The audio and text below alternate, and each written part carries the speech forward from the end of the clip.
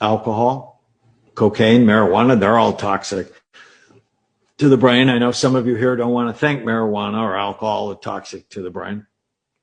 But I published a study on 1,000 marijuana smokers. Virtually every area of their brain was lower.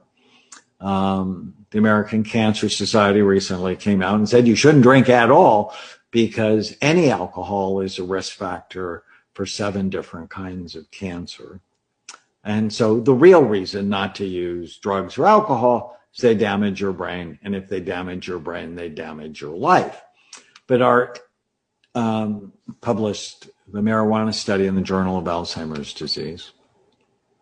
But what we also learned through our imaging work is there's many other toxins for brain function, such as mold exposure, carbon monoxide. Many firefighters are exposed to carbon monoxide, being around pesticides, toxic chemicals, heavy metals, even general anesthesia. This is my assistant at Amen Clinics, Karen. She's worked for me for many years and had a big fat brain, and then had general anesthesia. She had to have an aortic aneurysm repair. She was under anesthesia for 8 hours. And I could just tell she wasn't the same when she came back to work. She cried easily. She had brain fog. She wasn't as detail-oriented as she was before. And her brain reflected the damage. And very few people know, even though it's in the scientific literature, it's a whole food fight on cognitive and learning problems after general anesthesia.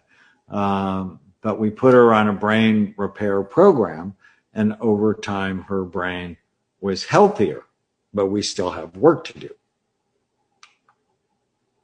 So how do you know if you have toxins in your brain? Well, you can get a scan. If there's a history of water damage at home or work, foreign travel, amalgam, so mercury, you can get a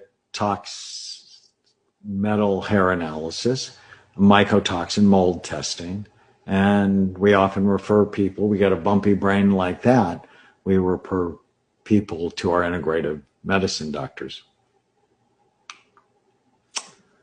So how do you decrease toxic risk? Well, one, you stop exposure. And so I'd just be fine if you didn't drink at all. I'm not a fan.